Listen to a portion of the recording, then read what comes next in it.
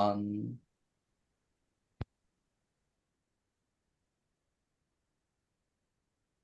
In the past 10 and a half months, we have talked about almost nothing except the war and the cultural fallout in the West for the war.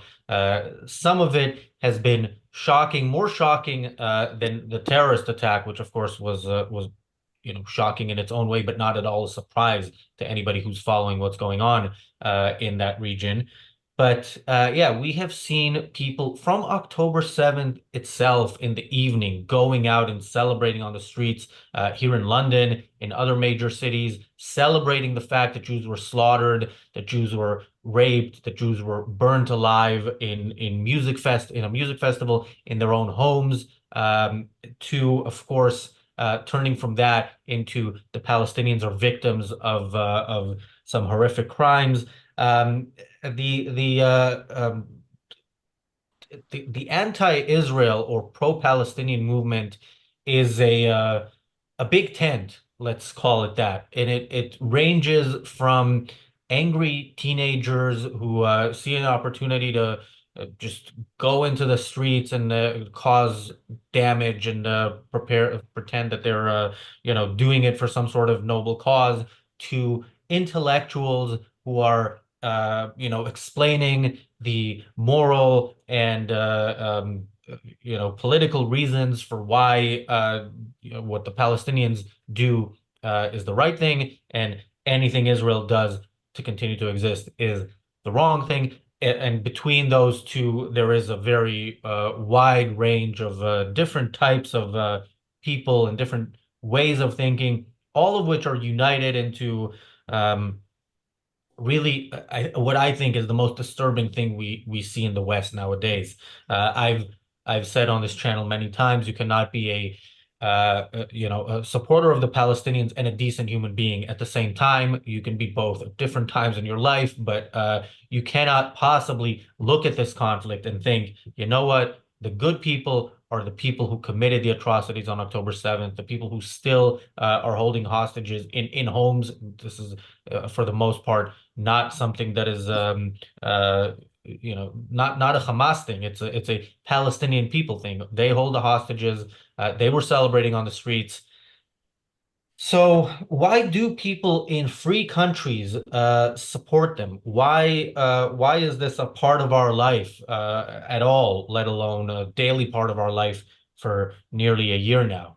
I'm joined by Jonathan Honig, and I'm joined by Lee Pearson, who is on the reality show for the first time, host of The Cutting Edge, which we will tell you more about during this show. But Lee, you are an expert on how people think. Can you explain how these people think? Or any of the above, by the way, from the teenager to the intellectual. Well, that's a tall order, and I mean, I don't know if there are any real experts on how people think. I know something about that. Um, uh, I was wondering before I start on, you say that there are no decent human beings that do what? You support Hamas Support or the Palestinian cause. Let's put it that way. Certainly, if they understand the Palestinian cause, but if they don't, they are still, I'm sure yeah. there were many Wehrmacht soldiers who didn't read Mein Kampf and fully think why they were on that side. They were still Yeah. evil people.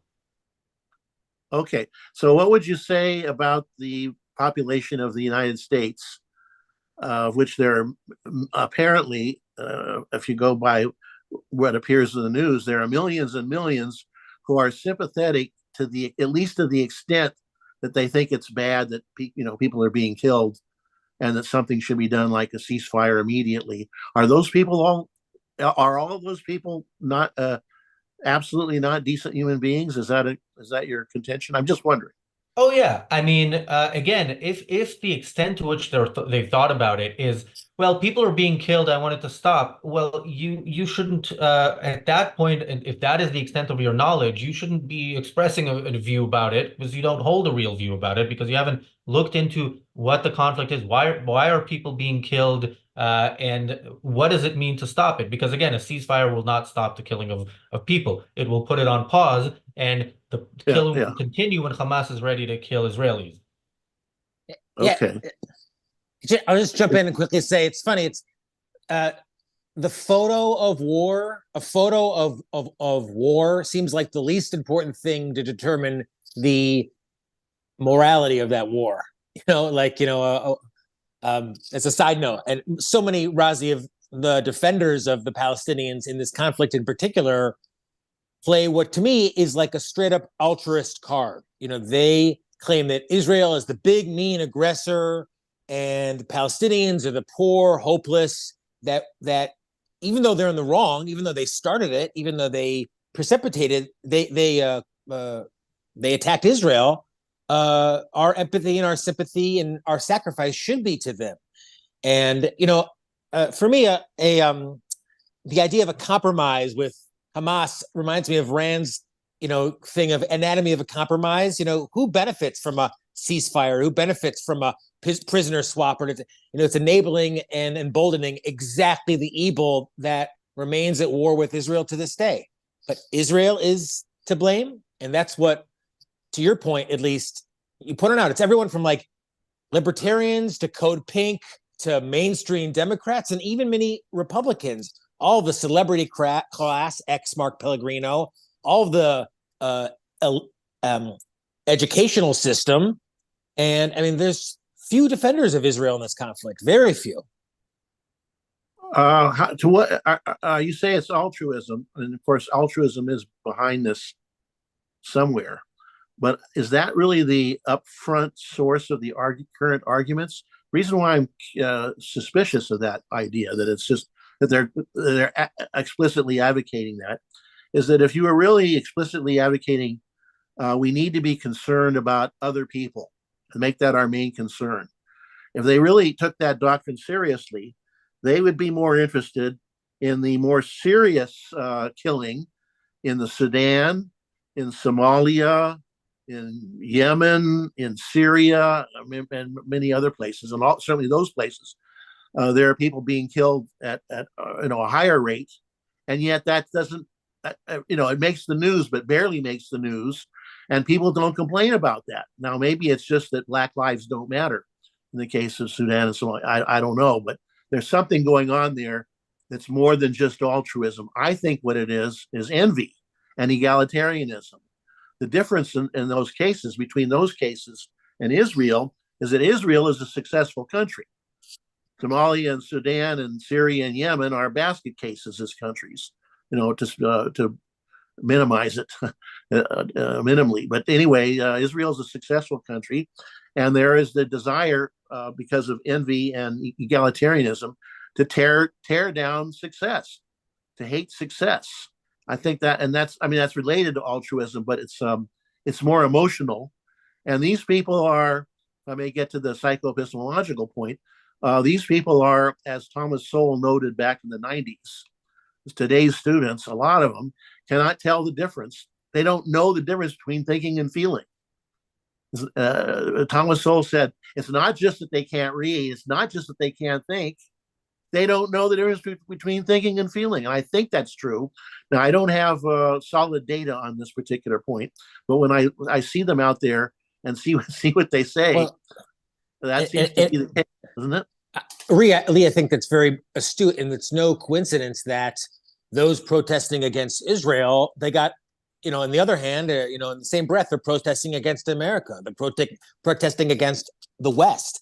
And it reminds me, we mentioned it in the pre-pro that maybe somebody in our super chat might remember where Dr. Peikoff recalled an observation that the ecology movement was started when the Ayn Rand, when the hippies of the Vietnam War had nothing left to protest. The ecology movement then was called became the environmental movement. And I wonder if, the Palestinian cause now, if, who on college campuses is going to advocate for Israel? Not the teachers. They're not advocating for Israel. So of course not the students. So we're breeding, we've bred, at least in the West, generations of young people who hate Israel, hate the West, hate individual rights, hate freedom, and are think that Hamas has some good ideas and some good points. Yeah, and like I want to Biden show. said, not last night before last, like Biden said, they have a point. And I want to say something about where that idea comes from, but go ahead, Razi, first. Well, no, you go ahead, because I want to then say something. All right. So, Biden says they have a point. This is what, supposedly, according to some research, students know more about critical thinking now than they did 40 years ago or some year ago. They do better on some tests. But, what is critical thinking? I took a seminar workshop with one of the leaders of the critical thinking movement in education, a guy named Stephen Brookfield. I took a seminar at Columbia Teachers College, the center of educational pragmatism in America. And it was actually, a lot of it was pretty good. The guy he knew some stuff, and he had some points to make. But to me, his overall point was, you should never really make up your mind about anything, unless it's that Western culture is bad. You can do that. But otherwise, you should have not just an open mind, but what Ayn Rand called a wide open mind. And don't make up your mind. So it ultimately was an assault on objectivity, really. And that's, I think, dominant. Now, again, I don't have specific data about the protesters, but I think that's dominant, and it makes them wide open for control by their leaders. I remember seeing one young lady, this is again anecdotal, but she was asked to give some justification for her positions on the Palestinians, and she said, "No, I don't do that. Go to the leader." But she said, "Go to Lee and talk to him." So there are a lot of sheep. There are a lot of sheep out there that don't. I mean, not only do they not know where the Jordan River is or the Mediterranean Sea, they don't know a lot of things and can't arrive at conclusions. They can't. Yeah, but they know that morality rests with the Palestinians. That's, to me, it's like they don't know anything about the geography. Yeah. So if you're mean America, capitalist, individualist, you're with Israel, and if you're sensitive and kind and have empathy, you're with the Palestinians. Well, that's a load of smelly fucking horseshit. That's true. That's true, but I think it's a lot of it is a rationalization of that for their but Lee, I want to talk about the people who emotion, which is envy, I think, and envy and egalitarianism, nihilism. There are the emotions that they paste over the rationalization that altruism gives them. But go ahead. Sorry. There's a range there between somebody who just watches the news and sees, oh, Israel is killing kids, and then they say, oh, that's bad, and then oh no, Ben Affleck and Jennifer Lopez are breaking up, and that, and then like moves on, with the news as it goes along. And then there are people like this lady here who we are about to see, who actually take to the streets and do something about it. Daniel, let's watch. Roll the clip. Funny, you don't look Palestinian. From the nation to the sea, Palestine will be free. From the nation to the sea. No, from the mountains to the sea. From the mountains to the sea. That's what we want. From the mountains to the sea? Yeah. Which mountains? You don't know, eh? You fucking idiot. All right. So now I've said, we've played this clip many times on our shows.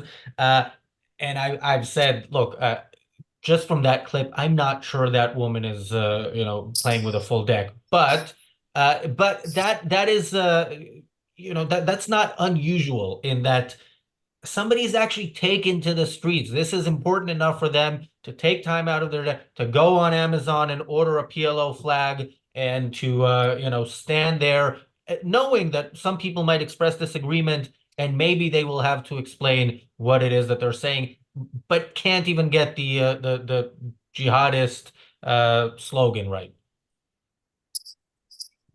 Yeah, Lee. I mean, you know, the as I said, the Hadid sisters have made the keffiyeh, you know, a fashion item, and you know, this has become a cause celeb, and it's become very fashionable to, you know, give credence to savagery. And I, you know, again, I think at best people might say, all right, we all know, you know, October 7th is terrible, but Israel is killing kids. So let's find some compromise in the middle. You know, let's find some compromise in the middle. And you know, what's Rand's line about, you know, black and white, and in the middle is always evil. You know, that's what allows the evil to fester, to grow, to metastasize, and you know, that's what's being. I think that's what's at the center of this entire movement. It's hatred of the West, certainly hatred of Israel, and delight in seeing it torn down in front of our eyes. Lee, what's your assessment of the lady, from the mountains to the sea? Well, lady? you know, that's my usual comment about such things. Is this person can't think? Doesn't It's a person that doesn't know what thinking is, and so what is the answer to all this stuff? In the end, people, the students in particular. This woman was not a student, though, was she? But students have to learn. We have to make sure that they learn how to think. That they learn how to.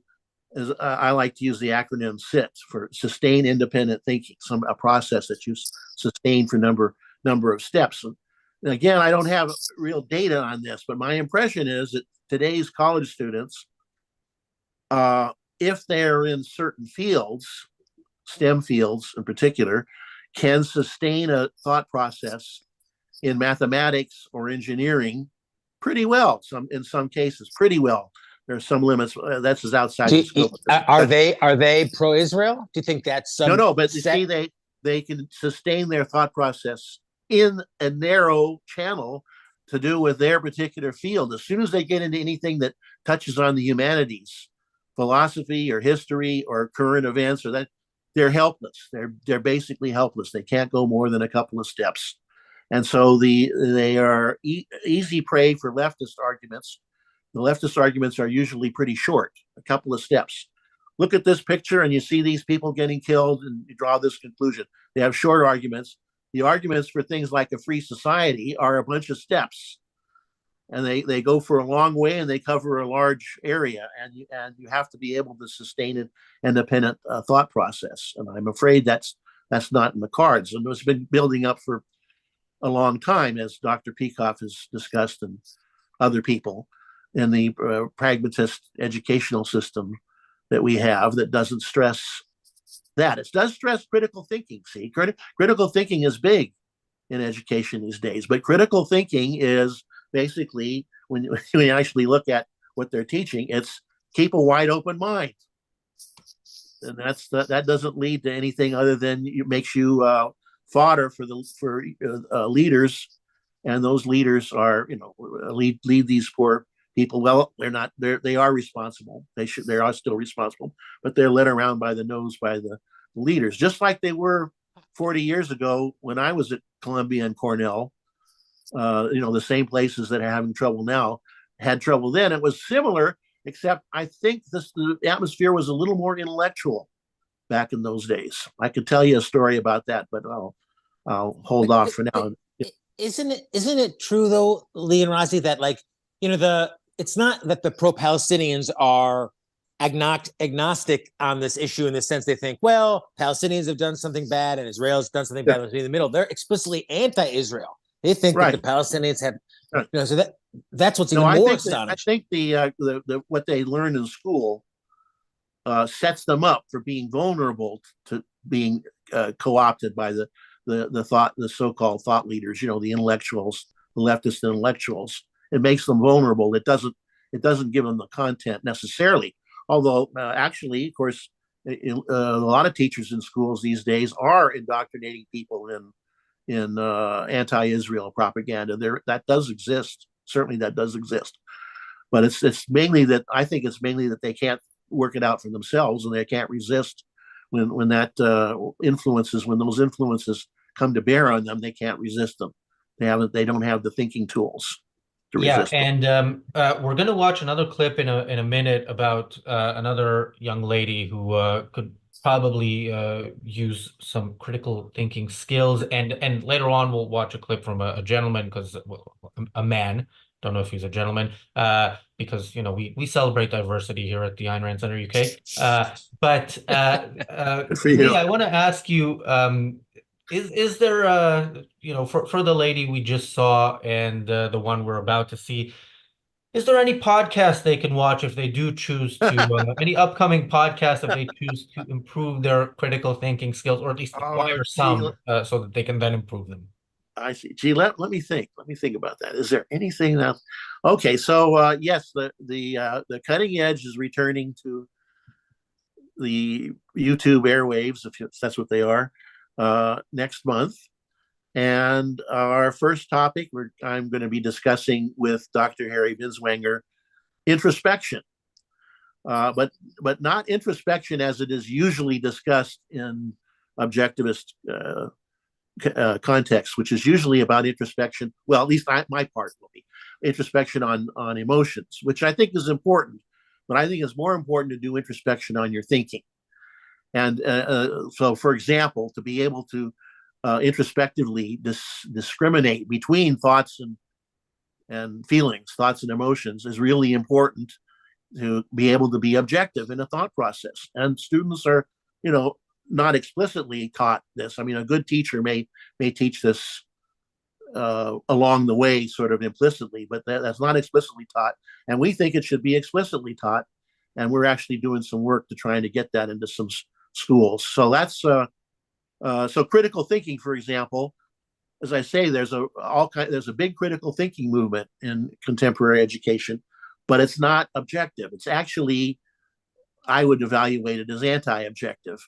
And real critical thinking is about challenging your own assumptions, your own possibly wrong assumptions, and they don't always do that. And I think good creative thinking is also being able to challenge your own assumptions, which you need to identify introspectively.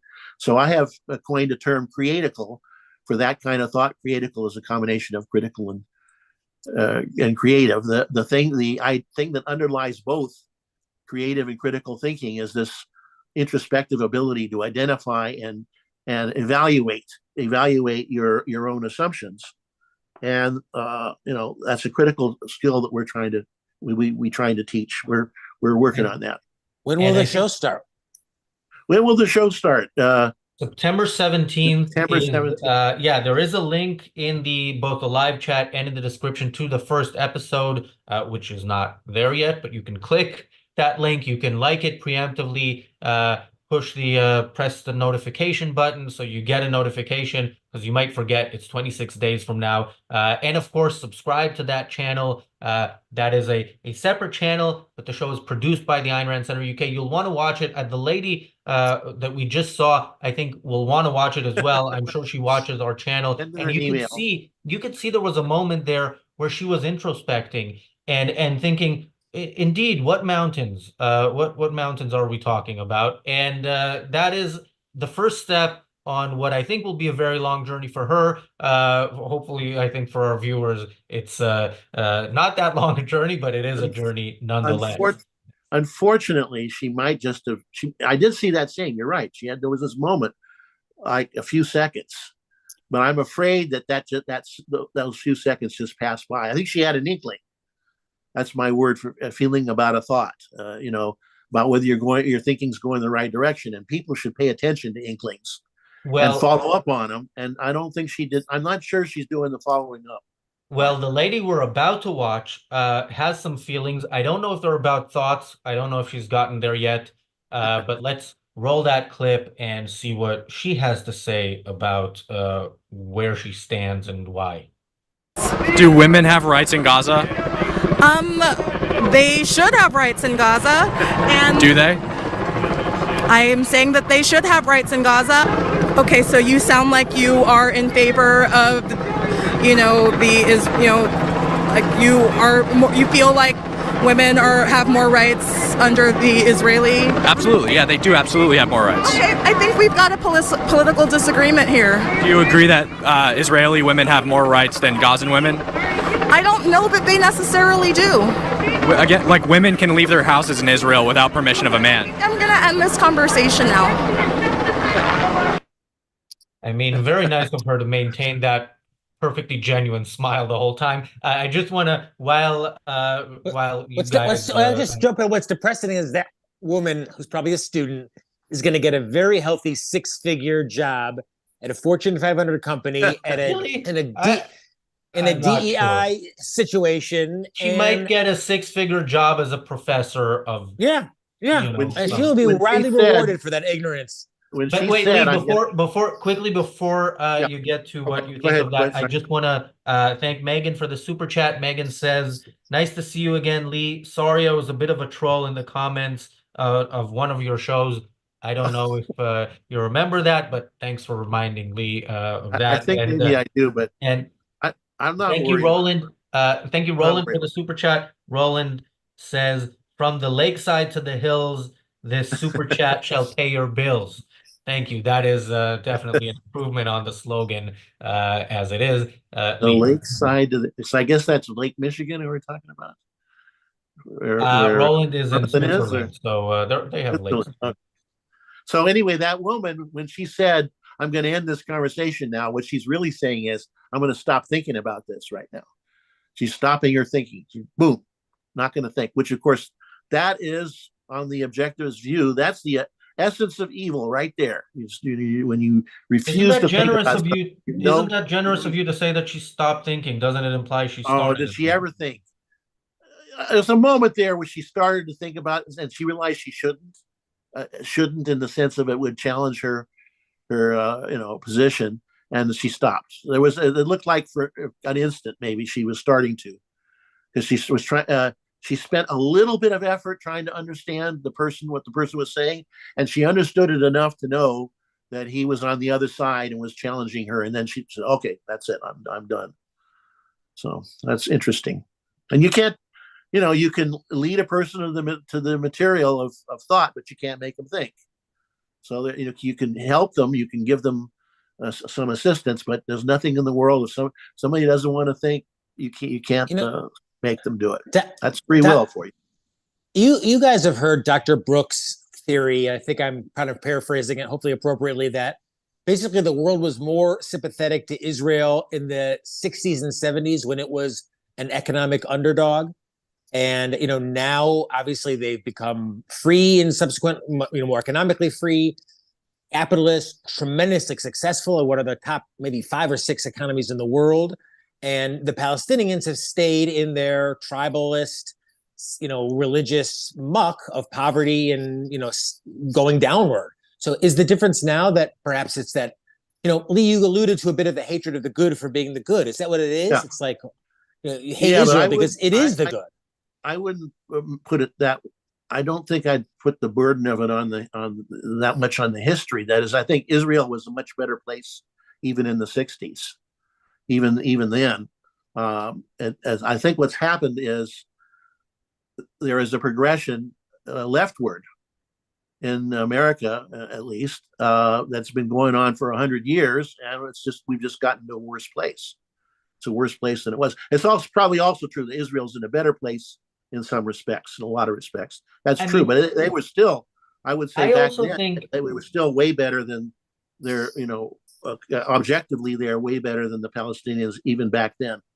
I also think in 67, Israel actually fought to win, and to some extent, people Israel is an easy target now because it won't stand up for itself as being right, even to the extent that it fights. Right, it won't do that, and So in that sense, that Israel's been getting worse in that respect. Right.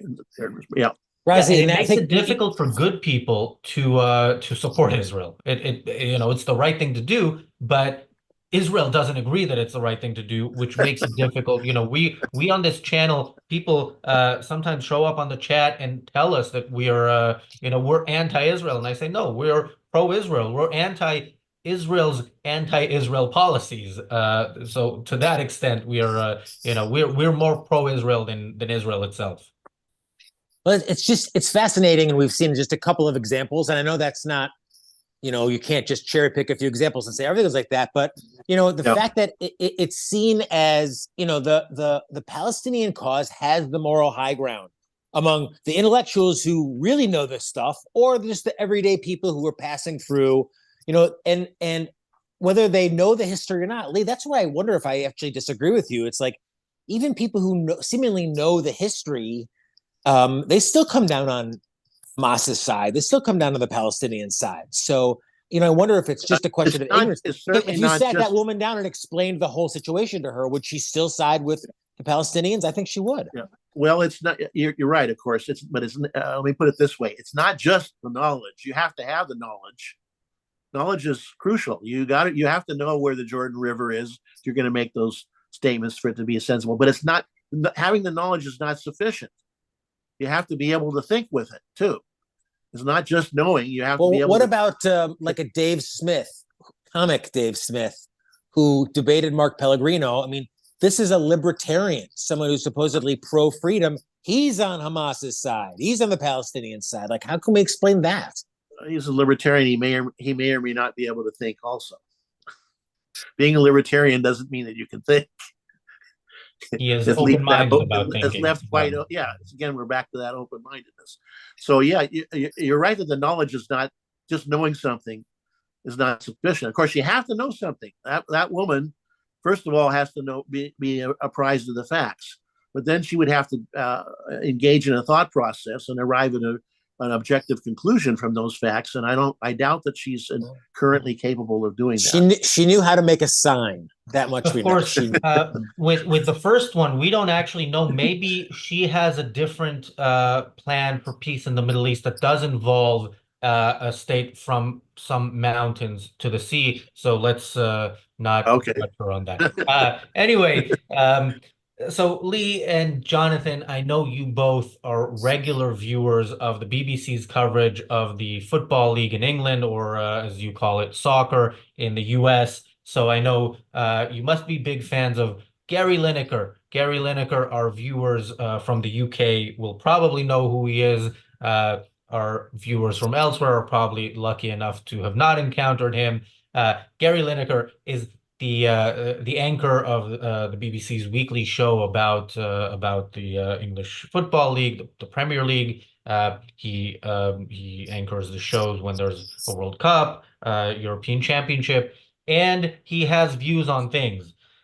He's, by the way, also the BBC's highest paid person, paid, again, not by a network that people say, I like that, I'm going to pay $9.99 a month to view it, or that advertisers say, I like their viewers, I want them to buy my product, I'm going to pay them, however much for a 30-second spot now and then. But the BBC, of course, is paid for by force. And this is what you get when you hire somebody who is paid for by force. Here is Gary Lineker. I'm going to basically, we're going to start this clip from when he starts talking, but he's being interviewed by Mehdi Hassan. I think our viewers know who Mehdi Hassan is. He was the guy who was fired by MSNBC for being too anti-Israel, and he now has his own show. That's an achievement. That is an achievement. That is an achievement which I'm sure Allah will reward him for in the afterlife. But so I want to play this, and I think we're going to pause it at some point because there's a few things in here that are worthy of comment. But let's start rolling the clip, and then we will pause it when we feel like it. It's the worst thing I've seen in my lifetime. I've seen so many images of children that, I've got no skin in this game. I'm not Muslim.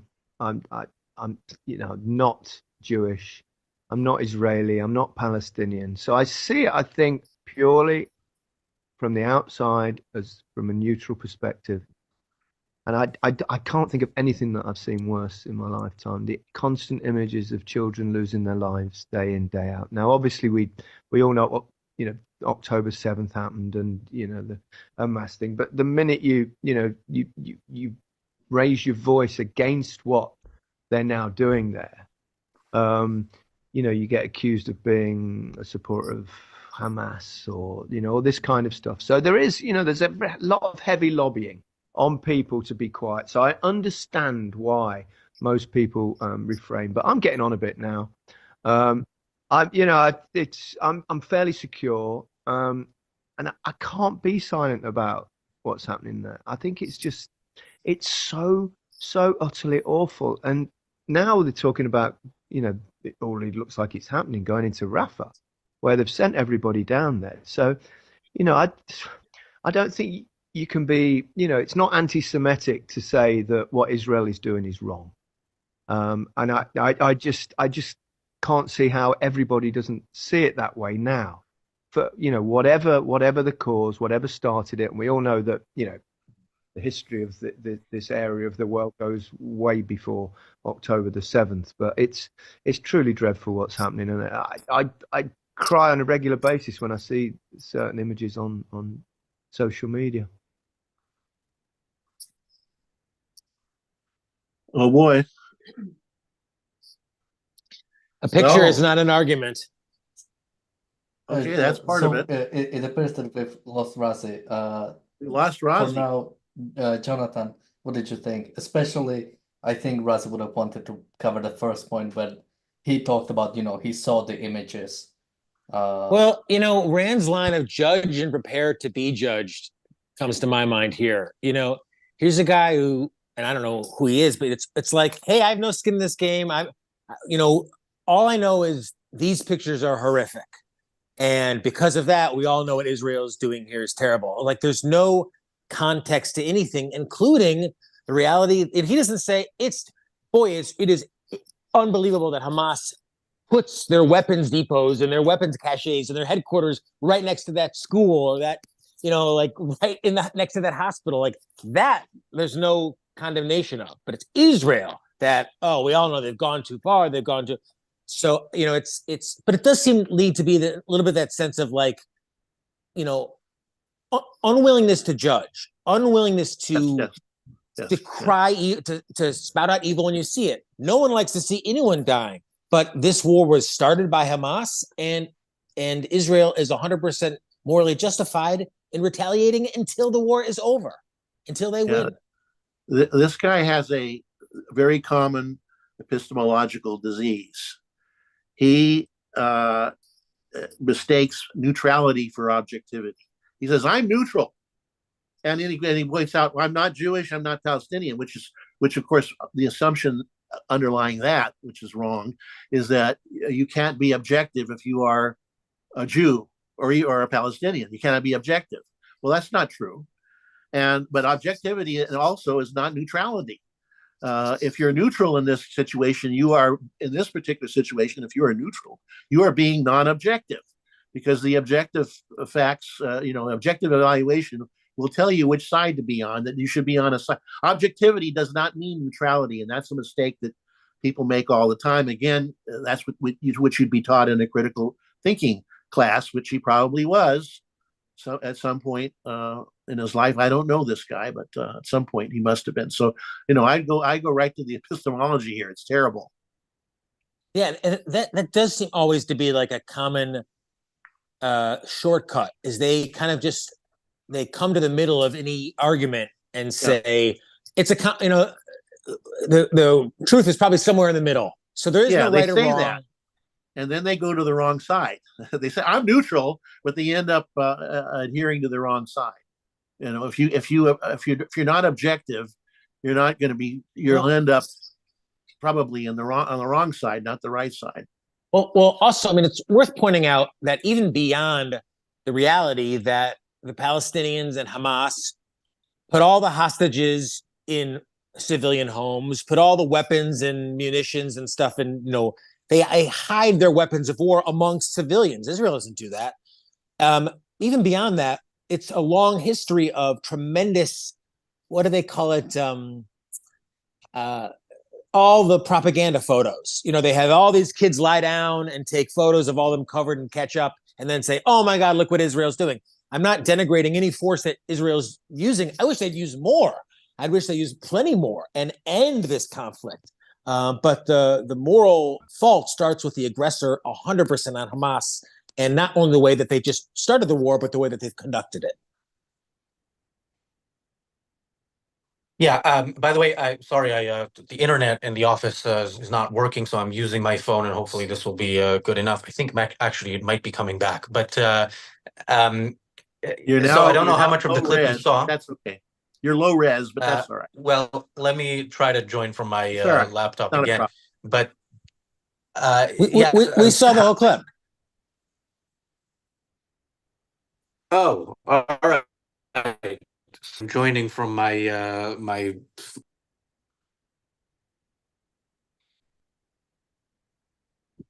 Hey, sorry about that. So I also missed the conversation, so I don't know what was discussed. But yeah, he does say in that clip, you may have mentioned this 3 times. He talks about the images he has seen, and that is seemingly all he needs. Again, like all he needs is those images in order to come to his conclusions. Now, Gary Lineker talks a lot about things that are not the reason why he's getting paid as much as he's getting paid, things that are not football, and this is very much in line with his views generally. But the way this was said on this show, I'm surprised. I am not surprised, of course, that Mehdi Hassan didn't challenge him on it, but I am surprised that he can say that. He can basically say, "Look, I haven't given it any thought. I've just seen images, and I don't want to see those images." Yeah. So whoever does what results in these images has to be the bad guy. Dr. Peikoff's lecture, "Picture is not an argument," I believe is free on YouTube. Definitely check it out. He makes this claim, and I think it's, as I recall, it's made in his argument, although we could just make it here today. It's like, if you were shown some visuals of an abortion, you might say, that's so horrific. How can we allow this? I mean, or the aftermath of Hiroshima. How can this is so horrific. I can't allow this. I mean, but simply a picture is not an argument. And you need the whole context. You need the whole story. And that's what people like this guy don't do. And people like Mehdi Hassan cater to. They say, what do you think of the conflict? Let me show you like 15 minutes of rolls of all these destroyed poor kids, etc. What do you think of what Israel's doing? No context at all. And it's not just Mehdi Hassan, who's clearly a commentator, rather not a news reporter, although he calls himself a journalist. But you see this in the reporting of mainstream news channels that people trust to tell them what is going on in the world. You see that in the reporting. The reporting is, look at this family, look at this 24-year-old man with Down syndrome and autism who was killed by an IDF dog. This was a true story. This was those of you who haven't seen the 2 shows that we've done on that story. This was in the BBC. This was told by essentially by the mother. The mother was interviewed, and she became the source for this. Later on, when somebody looked into it, it turns out this was a family of terrorists. This was a family. The mother, it was mentioned she was a widow. Didn't mention her husband was a Hamas terrorist. It didn't mention the 2 of her sons were Palestinian Islamic Jihad terrorists. And so we've talked on this channel about the Palestinian propaganda machine and how the journalists seem to know their role in it. And the useful idiots like Gary Lineker seem to, I don't know to what extent they know their role, but they're playing their role very well. Lee. Well, it's objectivity is under assault and has been for a long time, and this is an example of what happens when you give up objectivity. And just take a look at a picture. That's not enough to be solid evidence for a position.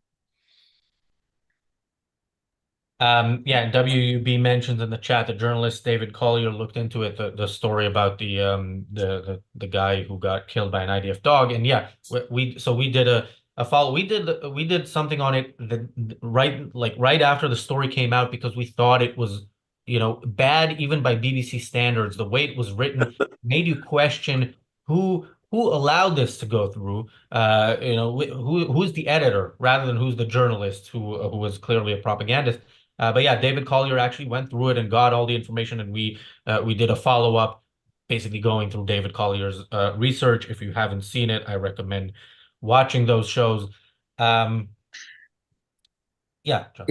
Yeah, I mean, it emphasizes, I remember years ago, the Ayn Rand Institute kind of debating, I believe, internally or maybe externally, this notion of like, how important is it to try to change the culture? How important is it to try to change academia?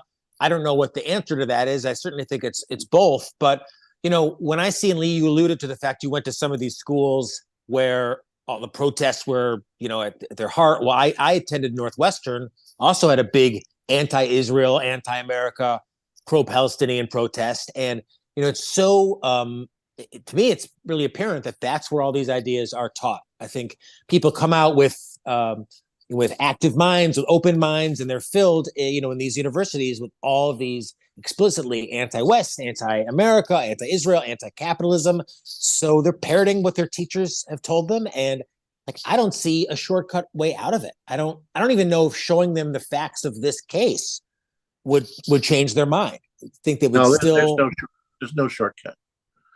I think it has to be in the education system and start much earlier.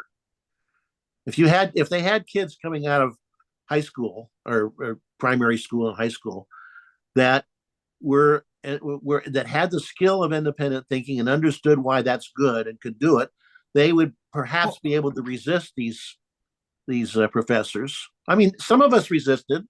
I had all those professors, and you had to keep up a constant vigilance against them, but you could do it. But you can't do it if you can't think.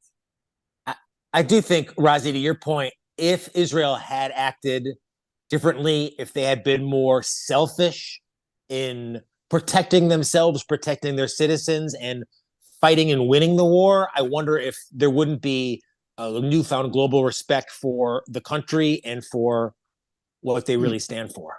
Yeah, I mean, in terms of how much Israel cares about what its so-called allies, but worse, its enemies think. I mean, the fact that Israel went to The Hague and even acknowledged this case brought against it by South Africa, is shocking. But of course, in terms of world opinion, like if Israel had acted on October 7th in the evening or on October 8th and just really flattened Gaza or as close to that as possible, there may have been some outcry for a little bit, and it would have passed with whatever news came out, whichever.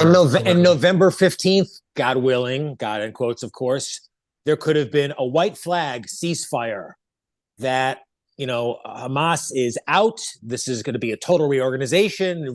There could have been an end to the war, except of what happened probably around that time. I mean, when did Israel start bussing in food? It was like a week after, maybe two. I mean, I'm speaking out of my keister a little bit here, but it was something like that. But the amazing thing is, reports later came out that on October 7th, I believe, or 8th, Israel's defense minister wanted to act preemptively against Hezbollah, and Netanyahu said, America won't let us, which is really a shocking thing to say on the day. And of course, we now see a year later that the north of Israel is uninhabited territory. You talk about, you hear about refugees all the time. You don't hear about the Israeli refugees who can't return to their homes in the north of Israel because that area is under daily bombardment by Hezbollah that goes on basically unanswered. And with the aid, so-called humanitarian aid, which again, there is no such thing. In war, it is military aid. You are aiding your enemy's ability to fight you.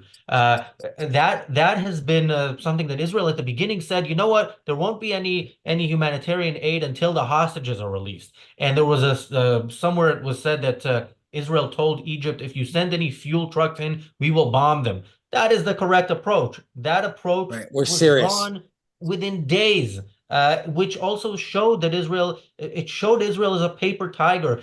We talked yesterday on the reality show about Obama's red line to Syria. And, whether or not there should have been a red line is a completely irrelevant question to the fact that once there was a red line and it was crossed and Obama chose not to act, it told America's enemies and America's would-be enemies, do not fear America, even if America threatens you. It's not real. Yeah, this is unfortunately Israel and America are allies in the worst sense, in that they're acting in the same way, capitulating to every enemy in whatever way possible. Lee. All right, that's right. I guess uh, Biden says that the Hamas has a point. So how can you fight them with all your strength if you believe they have a point? How can you do that? Lee, did you and Harry, did you guys work for or advocate for Barry Goldwater back in the day when you were students, when you were kids? Very cool. I certainly didn't. I don't know what Okay. Harry did. All right. There was an objectivist club, or not, it wasn't a club, it was something at Columbia at the time of the protests. Now, I was there kind of just after the big thing. So, but there was a thing, the Committee for Defense of Property Rights or something, and they had they got some publicity, certain amount. I don't remember about the Goldwater. The Goldwater Okay. campaign. Forget I said anything. 68? When was it? 64, 64. right? It's a little early. It's a little early for me. As a matter of fact, insofar as I had political views in 1964, now I'm thinking about it, insofar as I had them, which I didn't really, I was a leftist by then. So I would not have been but I wasn't that much interested in politics. So I don't know what Harry was doing. Yeah. Well, Yeah, I will be tuning in. I will be tuning into the cutting edge to ask that in a super chat. when we look at, by the way, there are no super chats yet because it's a new channel. It's not monetized, so there is no. But there will be ways to support it. We will let you know in due time and well before the show. Yeah, I think about Barry Goldwater for all his flaws. If you compare him to any of the candidates that you had in recent years, and of course this is not unique to America, bad candidates. We had an election here where it was really it was difficult to imagine voting for anybody in this country, because the conservatives had taken the country over 14 years to the left of where Labor ran it before. Of course, the new Labor government has to take it further left. And yeah, imagine a Barry Goldwater now, although he will get no votes. So it doesn't matter if a Barry Goldwater ran. Well, just the kind of circling back to where we started, just the moral credibility of the anti-Israeli, anti-American cause.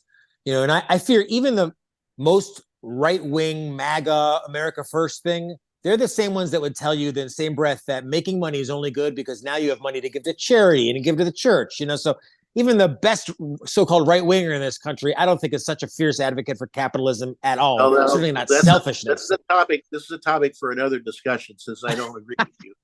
All right. Well, probably not today. Probably not today. Well, needless to say, I mean, I really fear that Israel. Say, for example, Thomas Sowell. I'll just throw out a name, and that's not an accurate description of Thomas Sowell. He's pretty good, even though he's not perfect by a long shot.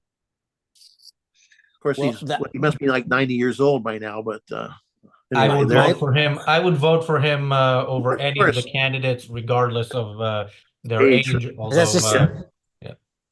just quickly saying, it's Israel and America do not have the moral high ground that they deserve, and I think to me it reeks of that hatred of the good for being the good, and these people, these pro-Palestinians, like lift up the worst countries on earth. And they don't just equate them to the U.S. and Israel. They idolize them over those free, relatively free, comparatively free countries. Another way of saying that, Jonathan, is that Israel and America have the high ground, the moral ground that they deserve. They do have the moral, because they don't deserve. They're not defending themselves in the proper manner. Well, I guess what you mean is that it doesn't match up to their actual status as productive entities, but they're not advocating the right things to be taking the moral high ground, of course. Yeah. So first of all, we have a few people in the chat who would also like to see Thomas Sowell run for president. So, Mr. Sowell, if you're watching, then please consider. Is there still time to get on the ballot in all 50 states? I'm not sure. But yeah, anyway. And I also see that we have quite a significant number of pro-Hamas trolls who came to this show probably trying to hoping to understand their own mindset. From recent comments, I don't think we're quite there yet, but as we mentioned, the Cutting Edge is coming back with Lee Pearson on September 17th on its own channel, produced by the Ayn Rand Center UK. Link in the live chat and in the description. Lee would like to see some of the trolls there as well, so that we get a good conversation going with them. And of course, you can click that link. You can go give it a preemptive like, which will help with the algorithm. Yeah, click the notification button so you get a notification. Subscribe, because this is the first show on September 17th. There will be more shows following. Yeah, on a different note, the reality show is back tomorrow. We will talk about Dan Bilzerian's vision for the Middle East. That's gonna be a special one, people. And of course, if you are an Inner Circle YouTube member, a member of the Ayn Rand Center UK at the Reardon Medal or Midas Mulligan level, the course on the Constitution with James Valiant resumes today in 1 hour. Make sure you join that live when it happens, or watch the recording. Saturdays, of course, we don't have the reality show. We only have the Daily Objective. But this Saturday, right after the Daily Objective, we will have the recording of a talk Nikos gave here in London a week ago at an Ayn Rand Center UK event, a talk titled "What We Can Learn from the Left."